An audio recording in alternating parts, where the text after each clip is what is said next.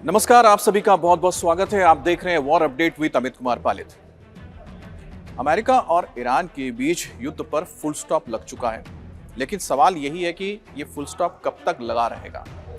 लेकिन ये जो फुल स्टॉप लगा और उसको लेकर जो डील की बातचीत हुई और डील पे जो हस्ताक्षर हुए, इसको लेकर पूरी दुनिया में एक देश था जो ढिंडोरा पीट रहा था, और वो है पाकिस्तान। अब पाकिस्तान की ओर से ये बताया भी गया था कि आज यानी कि 19 तारीख को स्विट्जरलैंड में एक बड़ी बैठक होगी जिसमें अमेरिका और ईरान के बीच हस्ताक्षर किए जाएंगे। पाकिस्तान का तो प्लान यही था कि पूरी दुनिया में वाह वाह होगी और उसकी तारीफ होगी, उसके लिए प्रशंसा की जाएगी, और साथ ही साथ पाकिस्तान को यह भी लगा था कि एक तरफ अमेरिका का डेलीगेशन होगा, एक तरफ ईरान का डेलीगेशन होगा और बीच में मुनीर और शहबाज शरीफ नजर आएंगे।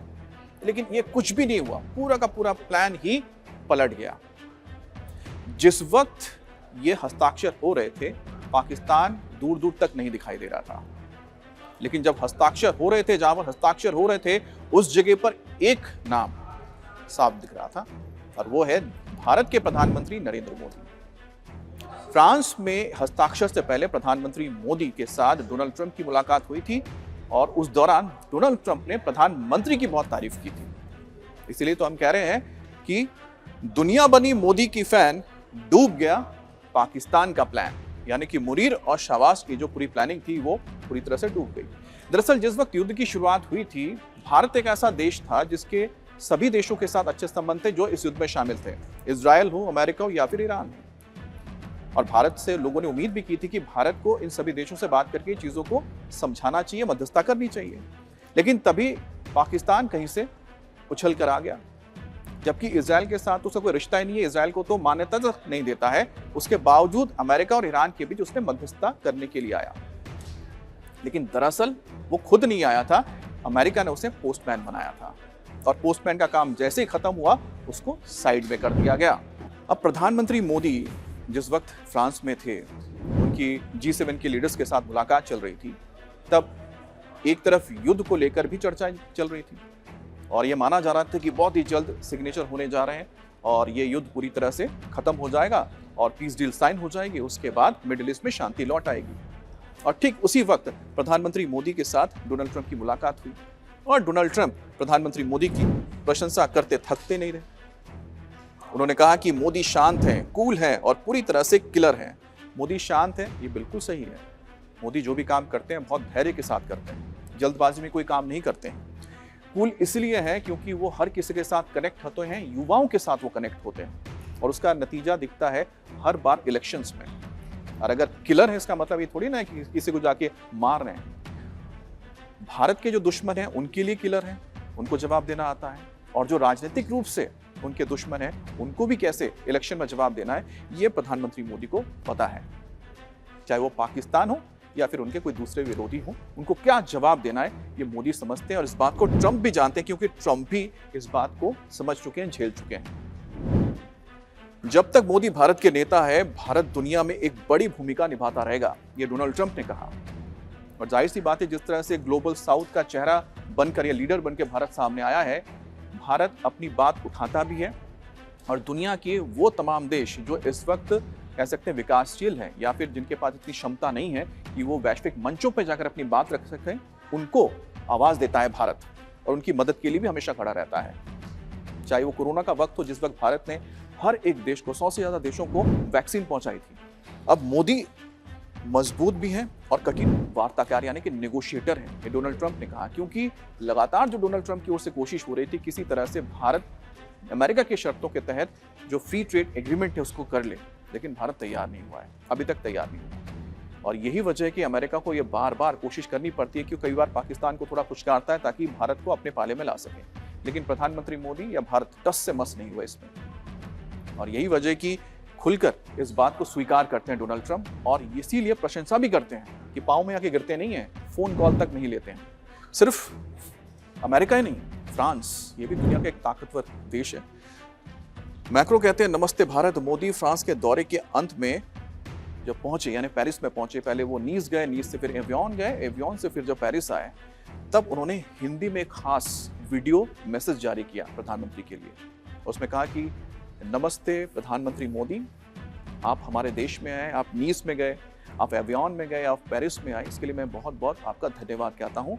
और भारत और फ्रांस की जो दोस्ती है वो अमर है। यही बात उन्होंने कही, किस तरह से स्वागत किया। तो America, France, Italy, Canada, UK, किसी भी देश का नाम ले लीजिए, जो भी G7 में तमाम देश आए हुए थे, जापान आ रहा था, हर कोई प्रधानमंत्री मोदी की तारीफ कर रहा था, सब फैन बने हुए थे। अब डोनाल्ड ट्रंप या फिर कहीं अमेरिका, जो दुनिया के सबसे ताकतवर मुल्क है, वो तो प्रधानमंत्री मोदी के मुरीद बन ही चुके हैं।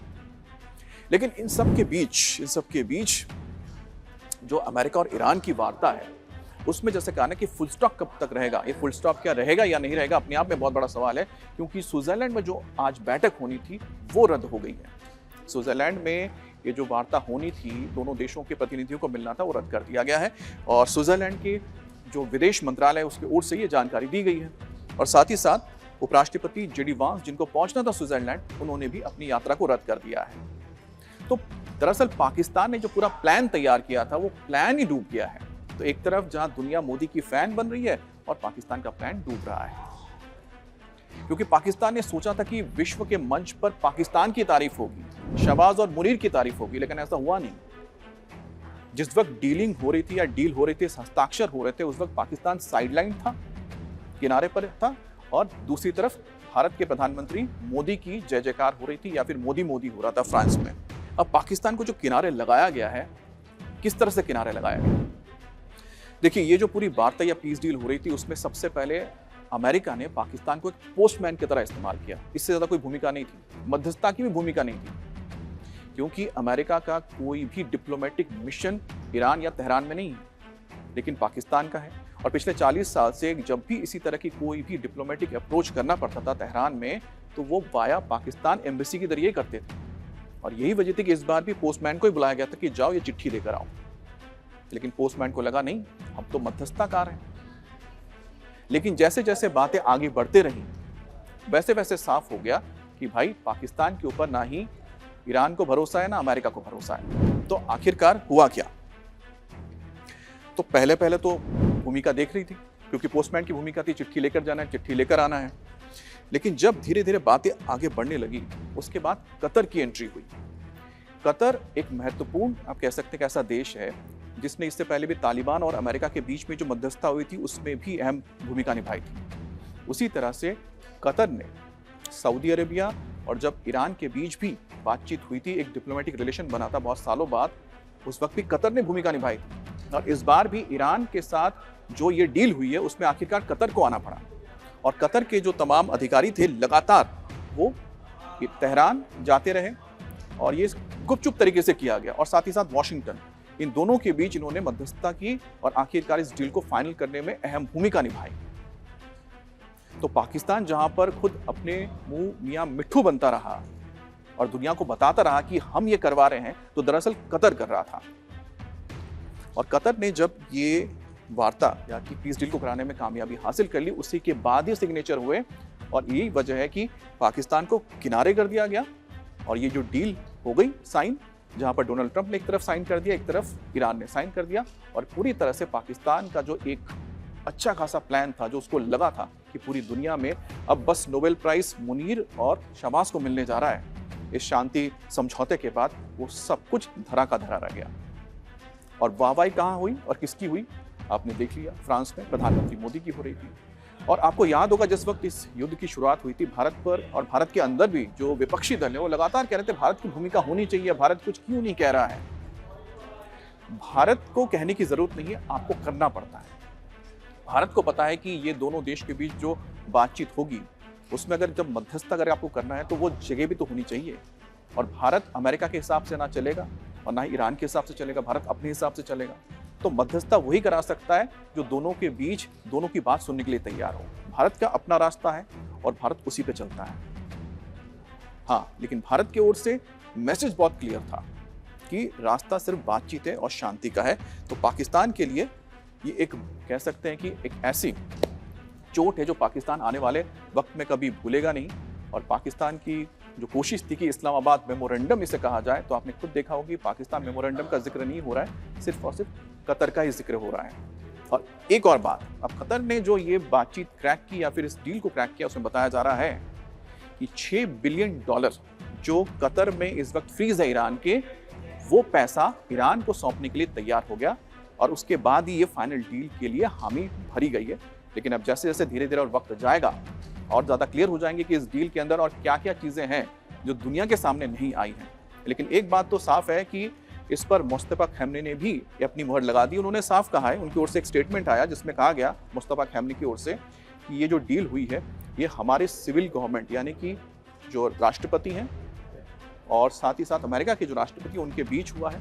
हमने इसकी सहमति दी है क्योंकि मुझे ये बताया गया है कि इसमें ईरान के हितों को ध्यान में रखा जाएगा। अगर ईरान के हितों के साथ कोई भी छेड़छाड़ होती है तो फिर ये जो समझौता है खत्म कर दिया जाएगा।